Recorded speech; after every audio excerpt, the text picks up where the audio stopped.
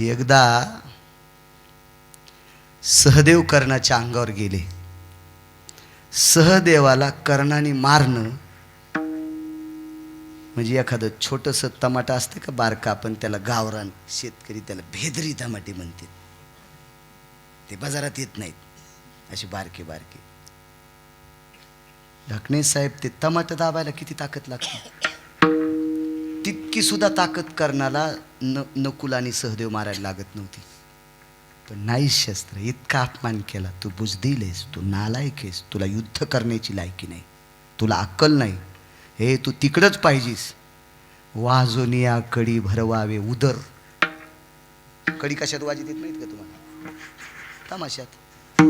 मया झोपडे जा बांबुलय खिडका, मई झोपडी मोडल बर का. कडी कशात वाजित? वाजवोनी कडी भरावे उदर. अपमान केला असेल महाराज. तू आवडंबरीचं नृत्यात कडी वाजून पोट भरायच्या लायकीचा, तुला युद्ध करता येतं का? कर्ण ज्या वेळेला धारातीर्थी पडला त्यावेळेला सगळे भाऊ होते आले, पाहिला आणि सांगितलं, नकुला सहदेवा, आपल्या आईला वचन दिल तरी मी तुम्हाला मारणार नाही, याच्या करता मी तुम्हाला मारलं नाही, मला मारण्याची ताकद तुमच्यात होती. एवढा मोठा पुरुषार्थ. काय माईसाठी प्रेम, इतकं आईसाठी प्रेम या पवित्र भारत देशात सांगावा. आणि याच भारत देशातल्या एका व्यक्तीनं आईसाठी चुकीचा शब्द वापरला. तो काही सामान्य कुळातला नव्हता, सामान्य कुळातला नव्हता. मिरे मिरे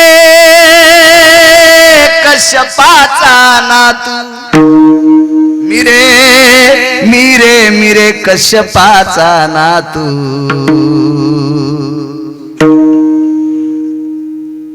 एकाचं नाव सांगतोय, जटायु नामे विख्यात, मिरे मिरे कश्यपाचा नातू, जटायु नामे विख्यात. या सृष्टीचं फार मोठं आधारसूत्र ज्या कश्यपापासून आहे त्यांचा नातू. हे कारण याच कुळातला. आईसाठी चुकीचा शब्द वापरला. वाटेल ते प्रयत्न केले, तर्पण केले, तर्पण. सगळ्या गंगेवर तर्पण करता येत ते बरं का, येड्यावर नाही करायचं. आमच्या आजोबाचं श्राद्ध आम्ही त्या वड्याला केलंय. नालायक, तुला काय कळतं का शास्त्र? ते वडा वाहतू कोणीकडं? आपल्याकडे आगाऊपणा करायचा नाही. मीठ पदार्थातलं वाईट पदार्थ आहे का? मीठ हा राजा पदार्थ आहे. मिठाशिवाय पदार्थ खावडतो का? पण या मिठानं भरलेला हात जर दुधाला लागलं तर दूध राहतं का सावकार? राहतं का दूध? नाही. मग चुकता कामा नाही. नेम चुकला, काम संपलं. एका शिकाऱ्याकडे एकच बाण होता, एकच बाण. वाघाच्या मागे लागला, हाणतो हाणतो. वाघाला माहित होतं इतकं नियमदार आहे, इतकं नियमदार आहे, इतकं नेमदार. यानं हाणलं की आपण मेलच. पण हे आयटीत आल्यामुळं बाण झाडाला लागला आणि वाघ आला आणि याला खाल्लं. नेम चुकल्यावर कोण जाते? वाघ गेला का स्वामीजी? नाही, हे गेला. नियम चुकला की तसं प्रत्येक जण जात असतो. तसे म्हणून नियम चुकायचे नाही. उगं कुठे बी एखाद्यानं. मी परवाला परिक्रमेत गेल्याच्या नंतर एका व्यक्तीचं वाक्य आहे, महाराष्ट्र इतका पवित्र आहे, या पृथ्वीवर भारत देशात असं एकच स्थान आहे की ते महाराष्ट्र स्थान आहे की त्या स्थानात जास्त संतांची जन्मस्थान, संताच्या पदस्पर्शाने पुनीत झालेलं सर्वात मोठं कोणतं राज्य असेल तर ते महाराष्ट्र राज्य. ज्याची महानता ब्रह्मदेवाला मोजता येत नाही त्याचं नाव महाराष्ट्र. पण तुमच्या महाराष्ट्रात जे दुकान चलत नाही ते तुमच्या महाराष्ट्रात टाका, ते मस्त चलत. मला मध्य प्रदेशातल्या एका महाराजांनी सांगितलं. आणि खरंच शिवजींची पूजा कशी करावी हे नर्मदा खंडात जा. तुम्ही ते गेलते गाडीने परवा, जा. कशी करावी भगवान शिवजींची पूजा, रामप्रभूंची आरती कशी करावी, जगदंबेची आरती कशी करावी, गणेशाची आरती कशी करावी, त्या लोकांकडनं शिका. आपल्याकडे इतकं गोड सांगितलेलं, इतकं गोड सांगितलेलं, पण आपलं काय झालं माहिती आहे का? आपल्याला एक बी प्याराच वाटत नाही. जेवारीच जवस का लिहिलं, जेवारीत शेंदड टाकले. टाकू द्या ना, टाकू द्या ना, टाकू द्या ना, टाकू द्या ना.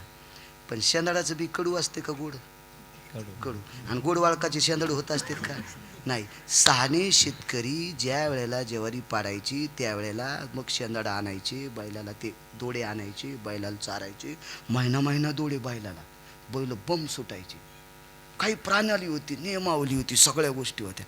आपला काही बी बाखळाचा कोणते नियम आपले मिसळूनच, त्याच्यामुळे आपल्याला पुण्यच नाही, आपल्याकडे पुण्यच नाही.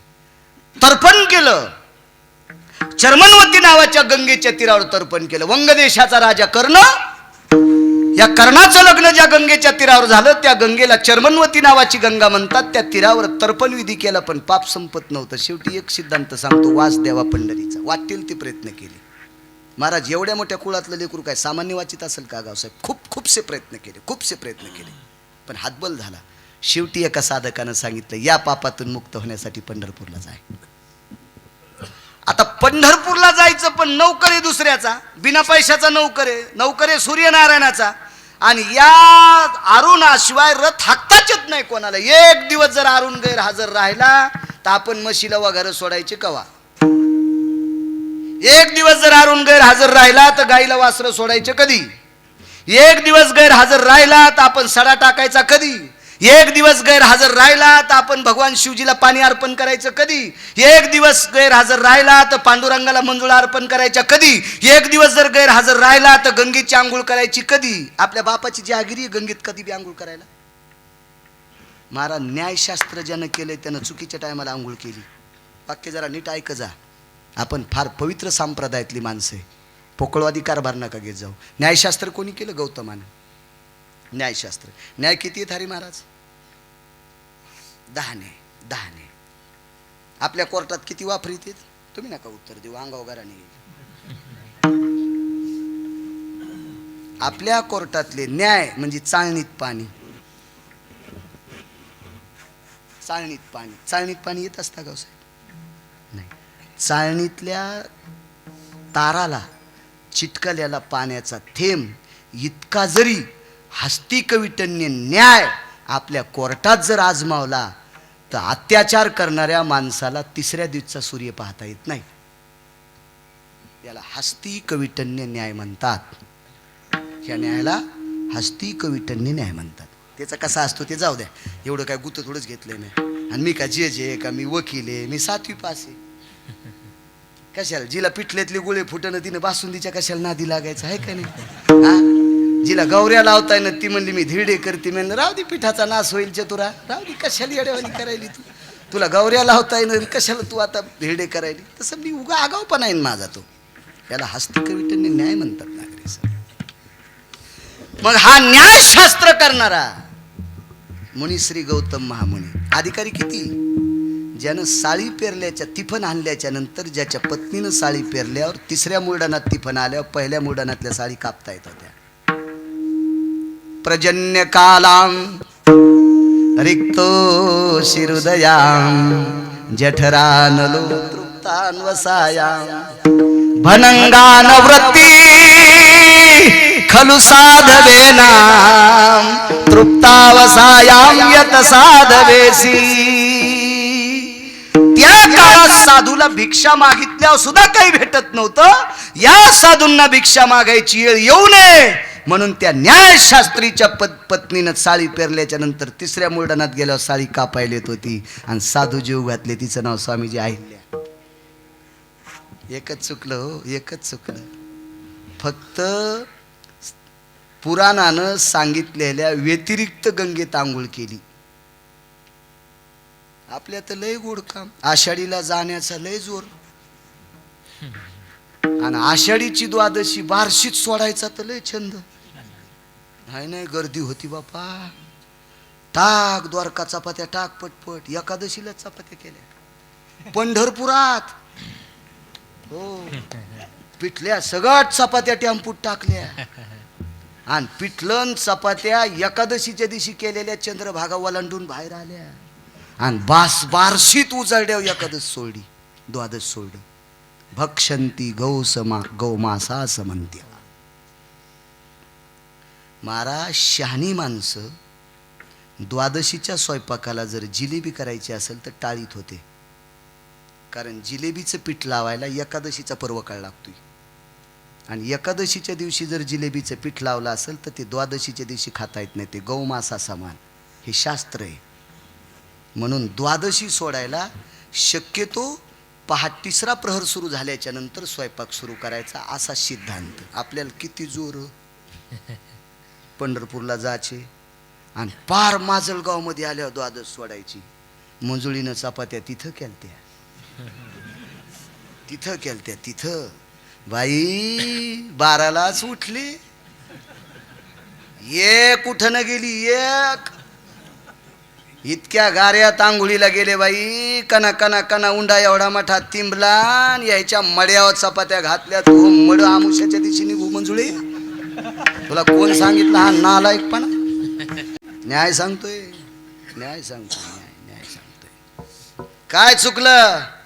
2 देवानं नालायकपणा केला गाव साहेब. 2 देव हे नालायक कोंबडी झाली, कोंबडी. कोणते देव होते? घरी गेल्यावर पा गुत्त थोडं घेतलं मी. या देवानं कोंबड्याचं रूप घेतलं आणि रात्री 2 वाजता एका पवित्र महात्म्याच्या दारात बोंबलले आणि साधूला वाटलं ब्राह्मी मुहूर्त सुरू झालं. टाकणे साहेब साधू आंघोळीला गेला आणि आंघोळीला गेल्याच्या नंतर आईसाहेबांना शाप दिला, अरे माझा निद्रा काळे, माझा निद्रा काळे रे, माझ्या निद्रा कालेत तो माझा का भंग केलास? पतिव्रता स्त्रीला बाटण्याचा योग येईल. अहिल्या बाटली. आम्ही परिक्रमेत चाललो, आम्हाला उशीर झाला. त्यांनी सांगितलं 7च्या नंतर 6:30च्या नंतर तुमच्या सोबत एक पूजेची पोटली, त्याच्यात नर्मदा मैयेचं जेल आहे, तुम्ही 7च्या नंतर प्रवास करायचा नाही. त्याला हात जोडले, दादा आम्हाला थांबू देताल का? 6.5 कोटीची राईस मिल, तांदूळ तयार करायची फॅक्टरी, त्याला हात जोडे, आम्हाला सुद्धा चला वाटत नाही, पण मुक्काम कुठं करावं? त्यानं 6.5 कोटीच्या कंपनीत आम्हाला 4 जणांना आसरा दिला. मी त्याला विचारलं, तुम्ही आसरा का दिला? त्यानं सांगितलं, माझ्या इथं मूल्यवान वस्तू पडलेल्या आहेत, तुम्ही अनभिज्ञ माणसं आहेत, तुमचं मी आधार कार्ड पाहिलेलं नाही, पण आमच्या या नर्मदा खंडामध्ये असा सिद्धांत आहे, 7च्या नंतर मैयेचं चल घेऊन प्रवास करणं हे निषेध आहे. माझ्यासारख्याकडे जागा असताना जर तुम्हाला दिली नसेल तर त्याचं पाप मला लागते, याला म्हणतात वागणं. काय नियम सांभाळीत असतील, किती नियम सांभाळीत असतील. अमरकंटकच्या अलीकडे एक छोटंसं जंगल आहे, त्या जंगलामध्ये आदिवाशांचं वास्तव्य आहे. आम्ही तिथे आलो. नियम सांगतो, एक नियम चुकला फक्त, वास द्यावा पंढरीचा. टाइम झाला का आपला? नाही होय, म्हणजे काल्या पुस्तूर सुरूच ठेवायचं पाहायचं. आम्ही तिथे आल्याच्या नंतर आमच्यासोबत एक पुण्याची व्यक्ती होती, एक नेवाशाचे होते, आमच्या इथले रणजितराव, मी, आम्ही 4 जण होतो आणि 3 माणसं आम्हाला पुन्हा भेटले. त्या गावात दिवस माळाला आणि तिथल्याला विचारलं, आम्हाला विश्रांती पाहिजे म्हणे. इथे फक्त शाळा आहे, ते हिंदी भाषित होता. इथे एक शाळा आहे आणि त्या शाळेमध्ये थांबायला काही हरकत नाही, पण त्याच्या चाव्या गुरुजी घेऊन जातात. इथून 9 किलोमीटरवर गाव आहे, त्या गुरुजीकडे चाव्या असतात, आमची इथं थांबायची व्यवस्था नाही. पण आता असं गाव भेटल्याच्या नंतर प्रवासी सरपंचाकडे जात असतात, सावकार तिथल्या. मग त्या 2 गाई 2 बैल असे पांढऱ्या रंगाचे घेऊन जात असताना त्याला तोडक्या मोडक्या हिंदी भाषेत मी बोलत होतो. इथे सरपंच त्यानं सांगितलं, ते व्यसनी आहेत, ते मद्यपान करणारे आहेत आणि त्यांच्याकडे तुम्ही थांबू शकत नाही. चलता चलता त्यानं बैलाला असा हात उगारता त्याचं ते फाटकं तुटकं शर्ट बाजूला सरकलं, त्याच्या गळ्यातली तुळशीची कंठी दिसली. आमच्या सोबतच्या 6 लोकांना सांगितलं, आपली थांबण्याची व्यवस्था झाली. ते म्हणले, काय बोलता? ज्या गावातला सरपंच दुपारपासून पितोय त्या गावातला गाई वळणारा कसा थांबू देईल? मला खात्री होती ज्याच्या गळ्यात तुळशीची माळ आहे ते आपल्याला रात्रभर झोपू देईल. आणि मग आम्ही त्याच्यासोबत 20-25 मिनिटं चालत जवळ आल्याच्या नंतर त्याला एकच विचारलं, हिंदी भाषेत बोलत होतं, दादा आम्हाला थांबायला मिळेल का हो काही? तिकडं बाबा आणि महाराज फार आदरयुक्त बोलतात बरं का मध्य प्रदेशातले लोक. आइये प्रभू, इतकं बोलतेत बरं. मला असं वाटतंय आपल्या महाराष्ट्रातल्या बायकांनी नवऱ्याला जर प्रभू म्हणलं ना तर अशी कोणी बाई असली ना तिच्या मी चपला सगळ्यात पाय पडत मन जाईन नवऱ्याला प्रभू माय मन जाईन. हा महाराजाच्या पाया पडते नवऱ्याला बोट मोडून शराब देती पाऊस बंद होईल बाई तुझ्या भागात त्या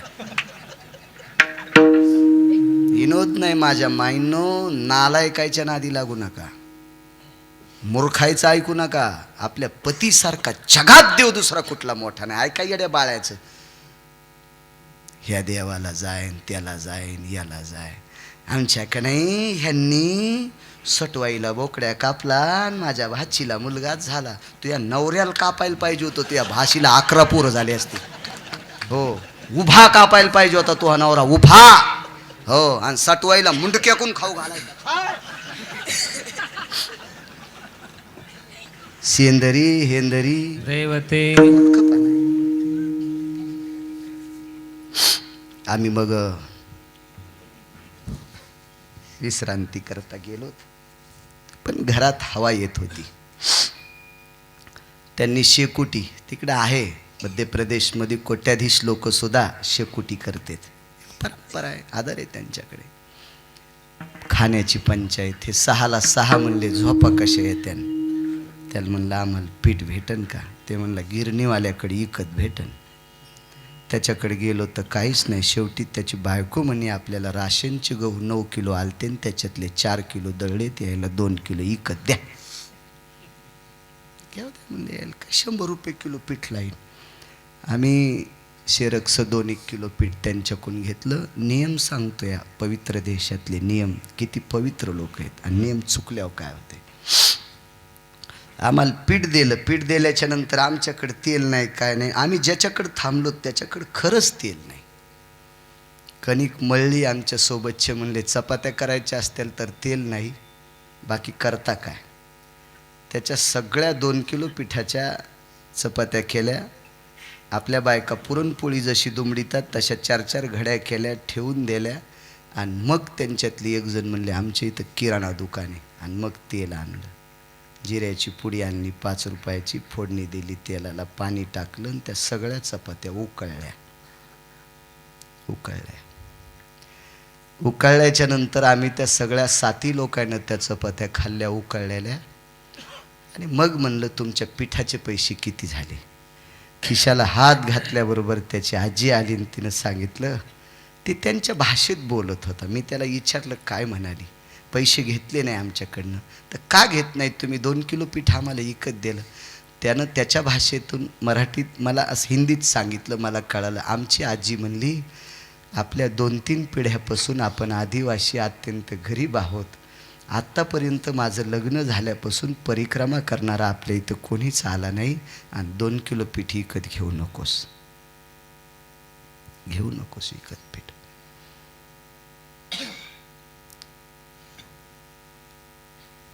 आम्ही त्याच्या मुलीचं दर्शन घेतलं.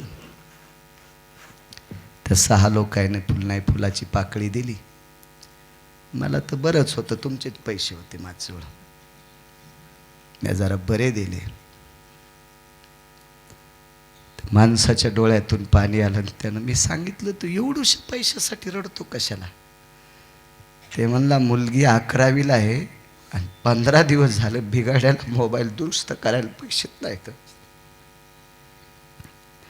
15 दिवस झालं बिघडलेला मोबाईल दुरुस्त करण्यासाठी पैसेच नाहीत.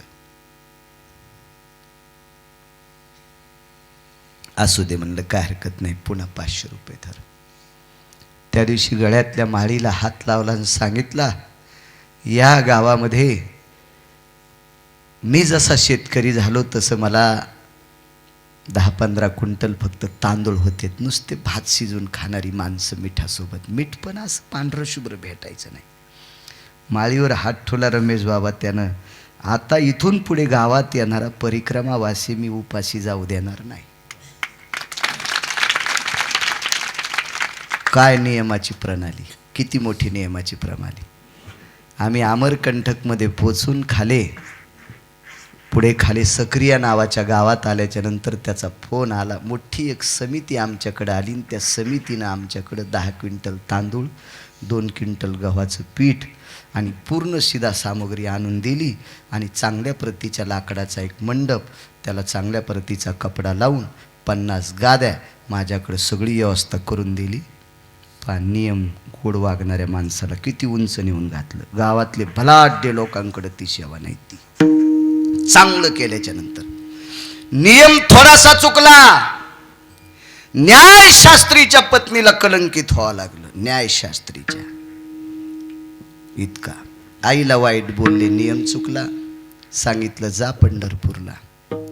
पंढरपूरला जाण्यासाठी देह मानवी लागतो. मालकाला सांगितलं मालक आयुष्यभर तुमचं काम केलंय, या कामाच्या बदल्यात काय देताल? मागताल ते देऊन टाकील. सूर्यानं सांगितलं माग, मला मानवी शरीर द्या, पण पंख अर्धे न हातपाय अर्धे होते. माणूस हो म्हणल्याबरोबर बिना हातापायाचा माणूस झाला. त्या माणसाचं नाव श्री गुरु कुर्मदास. त्या माणसाचं नाव श्री गुरु कुर्मदास. लवळला समाधी आहे कुर्मदासांची, अरुणाचा अवतार. मग गरुड अरुणाचे भाऊ कुर्मदास लोटांगण घेत घेत पंढरपूरला चालले. गरुडानं वरी पंखाची सावली धरली. अरुणानं बोभावले, गरुडा ए दादा खाली ये. वरनं सावली पडत नाही का अरुणा? नाही रे दादा. अरे तू सावली धरायची गरज नाही. ज्या माझ्या मालकाच्या प्रकाशानं जे गवत जळून गेले, त्या मालकाचा प्रकाश माझ्यासाठी शीतल झाला आणि पृथ्वी थंड आहे.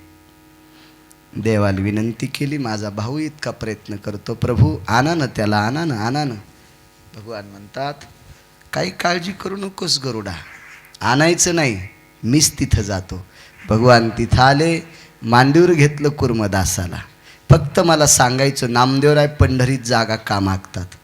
आणि मग कुर्मदासानी देवाला विचारलं, देवा इथपर्यंत आलात, मी तुमच्या मांडीवर प्राण सोडणारे सगळं झालं, पण मी एका पाप फेडण्यासाठी इथपर्यंत आलो. माझ्या आईला मी वाईट बोललो होतो, नाना प्रकारचे तर्पण केले, पण त्या पापातून मुक्त नाही. हे पाप संपलं का?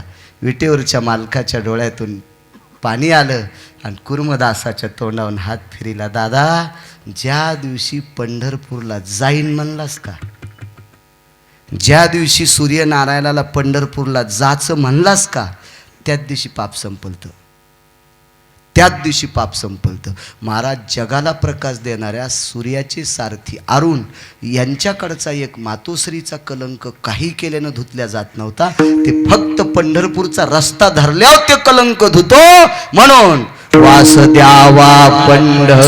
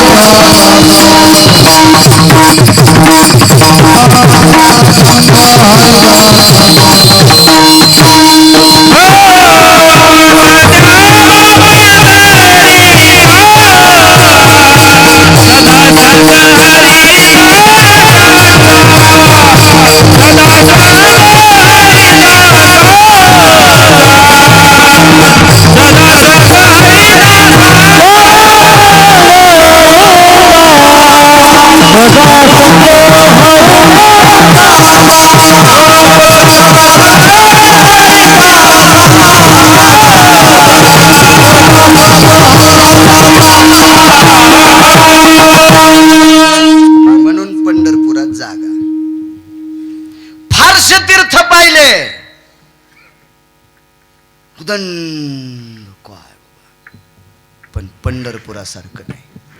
सदा संग हरिदासाचा. ऐकता 5 मिनिटात का घेऊ विठो बरोबर नाही. हरिदासाची ताकद किती मोठी. रोज असंच म्हणतात का स्वामीजी तुम्ही? आता लोकच्या 7 कीर्तन करायला असंच पिळलं का तुम्ही चरकात? नाही. मॅच बरं कुठं तुमच्या आश्रमात म्हशी घातल्या. चला मोठ्यांचा आदेश. हरिदासाची संगती का? महाराज तुम्हाला हरिदास भेटल्यावर किती फायदा होईल सोडून द्या. पंढरपुरातल्या मालकाचंच हरिदासानं भलं केलं. हरिदास जर पंढरपुरातल्या मालकाला नसता भेटला ना, तर पंढरपुरातल्या मालकाला तुमच्या आमच्या दारात भीक मागावं लागली असती. भीक. भगवान विष्णू परमात्म्याला भीक मागावं लागली असती, इतकी हरिदासाची ताकद. 5 मिनिटात ऐका रमेश बाबा. महर्षी सांदीपनीच्या आश्रमावर 23 लोक शिकायला. 23. त्याच्यातल्या दोघांची नाव ऐका. भगवान द्वारकाधीश कृष्ण परमात्मा म्हणजे पंढरपुरातला बाप सेठजी एक विकाची, आणि दुसरे सुदामदेव. 23 मधले 2 बस झाले. काय करायचे आपल्याला? जेवणाच्या आधी जेवणाच्या नंतर एक गोळी बस झालं. काय करायचं? पाठचं पाठ जाणे, पण उग कशाला ताण घ्यायचा. 2 23 पैकी 2. तर जग ज्याच्या ताब्यात आघाव साहेब तो एक विद्यार्थी, आणि जगाच्या बापाला ज्यानं शाबीत ठेवलं ते सुदामदेव एक विद्यार्थी. कायच विद्यार्थी गोड. आणि सरपण आणायला निघाले. महाराज गुरुच्या आश्रमावर कसं राहा, नुसते उपरणे हाणण्यापुरतच, त्याचे धोत्र हाणण्यापुरतच. कोणी गुरुला सत्कारात शाल घातली की ओढी. मागच्या जन्मात का जाळ वाढायला होता का सुंबळ्या तू?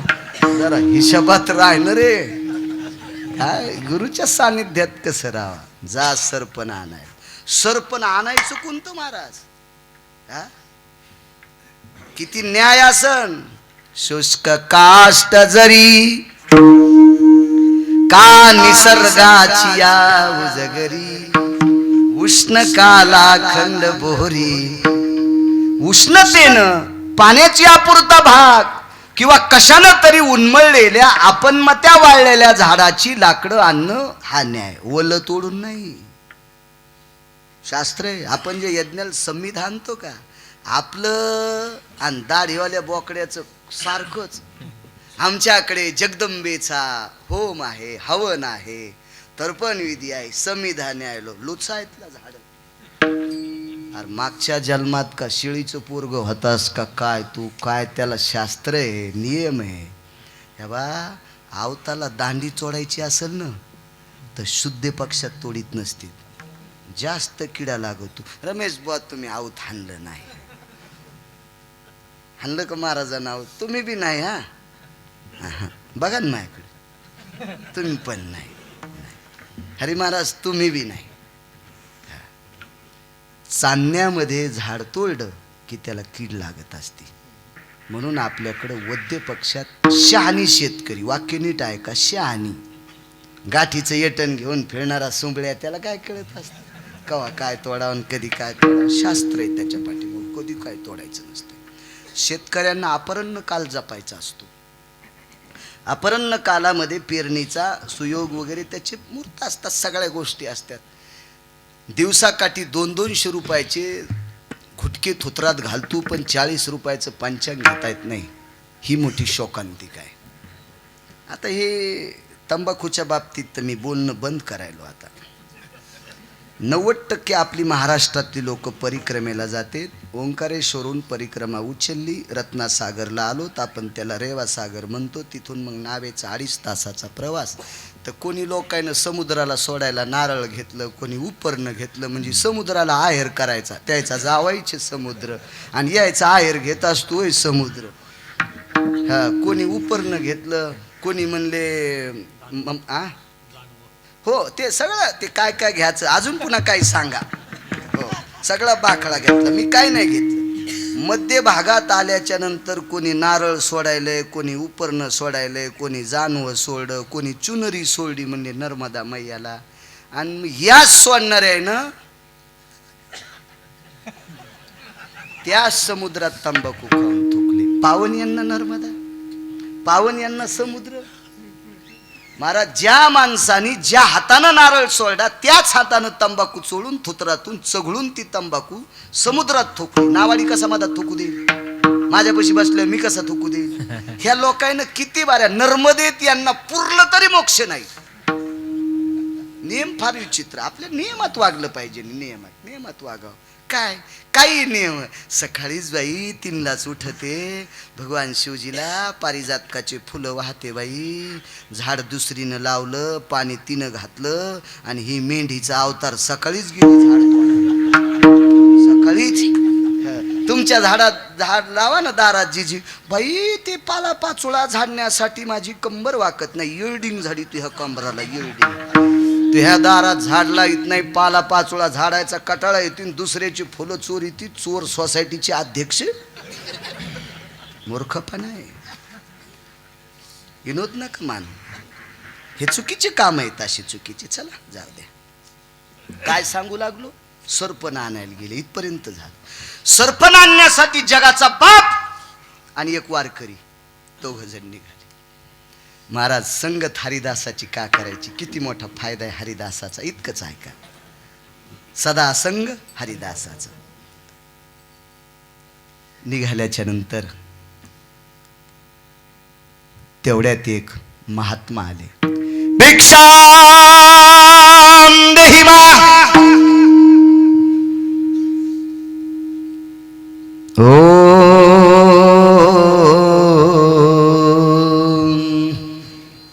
सुजास्तिद पारणियो भिक्षास्तितो जलभयजिदावजद्निरेणा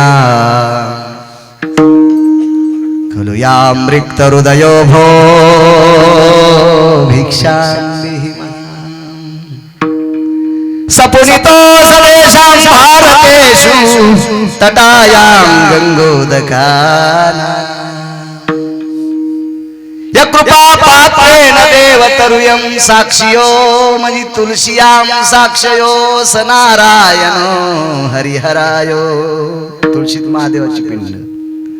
सपवित्रोति साक्षायां भिक्षां देहि माम्. बाईने सांगितलं माफ करा, आपल्याला देण्यासाठी काही नाही. ठीक आहे. बाईकडे पसाभर हरभरे होते. सदा संग हरिदासाचा. पसाभर हरभरे बाईकडे. हरिदासाची संगत किती चांगली. पसाभरच हरभरे. बाईनं का दिले नाही? बाईच्या लक्षात होत कोमल लेकर सरपण आणायला चाललेत, काय खातील. आणि त्या हरभऱ्याची कपड्यात बांधलेली गाठ सुदामदेवाच्या हातात देऊन टाकली. महाराज त्रिकाल ज्ञानी साधू होता. काय नाव असेल त्या साधूचं सांगता येईल? किती भागवत ऐकले मला पुरा. आता उद्याचा काला झाल्यावर पण किती रामायण ऐकले, किती शिवपुराण ऐकले. 5 रागीट साधूपैकी एक साधू रागीट होता. तो त्या साधूचं नाव आहे दुर्वास. भिक्षां देहि मा. त्रिकाल ज्ञानी साधू. साधून त्रिकाल ज्ञानाला लक्षात घेतलं. बाईकडे हरभरे होते, मुठभर बाईने लेकराला दिले, पण एवढ्या मोठ्या महात्म्याला दिले नाही. बाईला शाप देण्याची ताकद नाही. का? कारण जगाचा बाप त्या बाईच्या पाया पडत होता. महर्षी सांदीपनींची पत्नी. नाव सांगता येईल का जिजी त्या सांदीपनीच्या पत्नीचं नाव? सांगा ना बाळ्याला, सांगा सांगा ना. संक्रांतीच्या दिवशी तिचं नाव घेतल्याशिवाय तुमचं वाण पूर्ण होत नाही. मालिकातल्या कुंटलभर बाया तुमच्या ध्यानात असतील. अशा लिहिल्यावर तुम्हाला रजिस्टर पुरायचं नाही, एक रजिस्टर. पण सांदीपनींची पत्नी सांगता येणार नाही तुम्हाला. वा वा, काय पुरुषार्थ. इथून सुरुवात आहे जिंतूरची. म्हणूनच काय लोक याला जितूर म्हणते. वा वा वा वा रे वा, जितुरे होत. जाऊ द्या, लागा उद्यापासून कामाला. आणि उद्या सकाळी मला सांगा सांदीपनींच्या पत्नीचं नाव. काय ताकद बाईची. महाराज बाईच्या डोळ्यातलं पाणी पाहिल्याबरोबर त्याच्या अंतःकरणाला दुःख झालं ना. अश्रूला विचारलं, कशा करता डोळ्यातून खाली पडले? तुझ्यासारखं तिचं समुद्रात बुडून मेलंय. तुझ्यासारखं तिचा मुलगा समुद्रात बुडून मेलाय. अश्रूनं सांगितलं रामराव. विश्वाच्या मालकानं भगवान शिवजीला सांगितलं, काय सूत्र खालीवरी करायचे तर करा, पण बाईचं पोरग वापस द्या. मृतपुत्र जीवाला. आणि गुरुदक्षिणेत साधूला पोरग देऊन टाकलं. महर्षी सांदीपनीचा मुलगा समुद्र स्नानाला गेला. शिल्पी काढीत नव्हता, पण चुकीच्या ठिकाणी स्नान केलं आणि मृत्यू पावला. वापस केली. एक अश्रूची ताकद. काय शाप देता येईल स्वामीजी त्या बाईला? पण साधू शीघ्र कोपी रागीट साधू आहे. साधून एक शाप दिला. या हरभऱ्याचा पुरुषार्थ पाहून घेऊ. पाऊस सुरू झाला हो धीरजजी. पाऊस सुरू झाला. आणि वरच्या फांदीवर सुदामदेव आणि खालच्या फांदीवर जगाचा बाप होता. काय आमचे सांगणारे कधी कधी सांगतेत, काय सुदामदेव हरभरे खाऊ लागले बरं का. आणि काय ते हरभरे कडकड वाजू लागले बर का. आणि काय त्या कडकड हरभरी वाजण्याचा आवाज आल्या देव म्हणत होता बर का, आवाज कशाचा यालाय. तर सुदाम देव म्हणले थंडीनं दात कडकड वाजायले. आणि म्हणून भगवान म्हणले एकटाच हरभरे खालास तू भिकारी होशील. ना आलाय का जरा वाचून सांगत आहे सुंबळ्या. तू इतका नदीला चालला बोंगाळत तर तू ह्या पुढच्या आई किनारी वड्याला जातील ना. येडपटे का काय असं सांगत असतील का. पाहुनी ग्रंथ आणि वाचुनी पुराण सांगावे. काही कसं सांगते मला सांगा. विश्वाचा बाप ज्याचा मित्र आहे तो सुदामदेवाला भिकारी करील का. रमेश बाबा कसं करील. मूर्खपणा आहे. ऐका कारण ऐका. आणि ज्या सुदामदेवाचं देवावर किती प्रेम ते सुदामदेव चोरून हरभरे खातील का. किती प्रेम आहे का. पुढं हरभरे खाऊन टाकले. 23 पैकी एक मित्र सोबत होता. प्रत्येक हरभऱ्याला रमेश बाबा डोळ्यातून शिपशिप पाणी पडत होतं. एक हरभरा सावकार खाल्ला ना शिपभर पाणी पडत होतं. भीती होती त्या हरभऱ्यामध्ये. सगळे खाऊन टाकले. टरकल सुद्धा जिवंत नाही. टरकल सुद्धा गावसाहेब जिवंत नाही. शेठजी खाली उतरल्याबरोबर देवानं हात धरला. मित्रा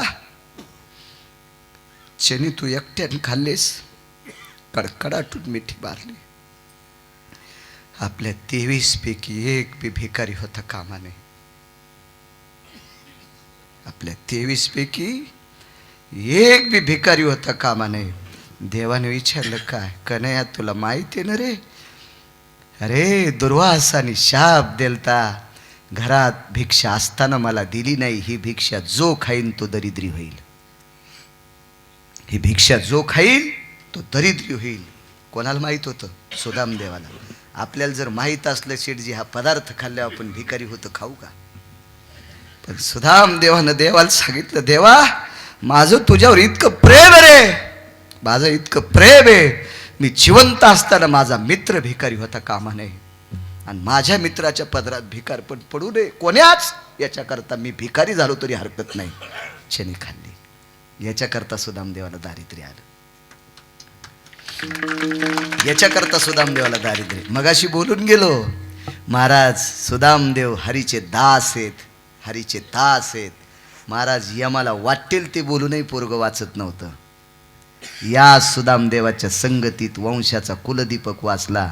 महाराज या पवित्र हरिदासाच्या संगतीत देवाचा कुलदीपक आज दिवा लावण्यासाठी जिवंत राहतो. ही हरिदासाची संगती म्हणून सदा संग हरिदासाचा. विठोबा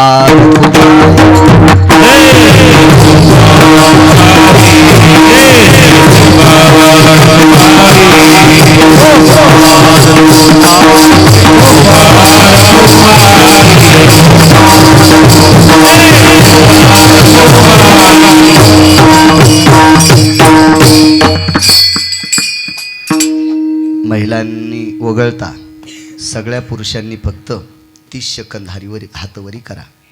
आणि तुमच्या मनानं करायचे असतील महिलांना कानापुरते तर करू शकता. कारण कुठल्याही स्त्रीनं डोक्याच्या वरी हातवरी करायचे नसते. हा श्रुतीशास्त्राचा सिद्धांत आहे. नाचणं तर मुळीच नाही.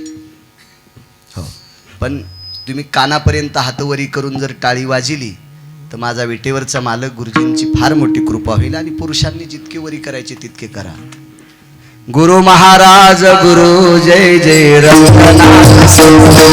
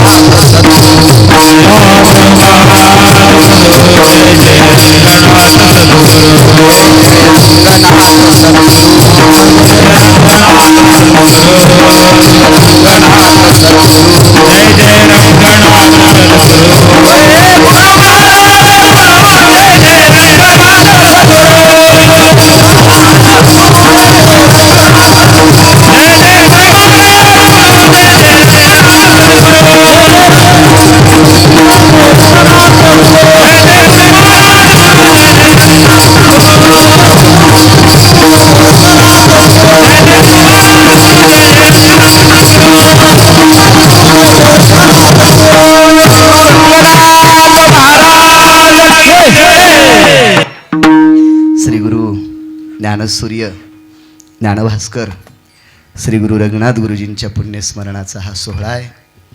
आजची जागराचा कीर्तन करण्याचा मला योग आला. मी गेल्या वर्षी संतपर अभंग घेतला होता. चला, साधूची पुण्यतिथी असेल तर बाकीच्या काही मर्यादा, असं काही एवढं काही बंधन नसतं, तेही घेता येत असतो. यावर्षी आपल्या वारकरी संप्रदायाच्या नियमानुसार मागणीपर अभंग घेतला. आदरणीय उद्योग क्षेत्रातील दाना मार्केटमधील, ज्याला आपण आडत दुकान म्हणतो, पण त्याला खरं नाव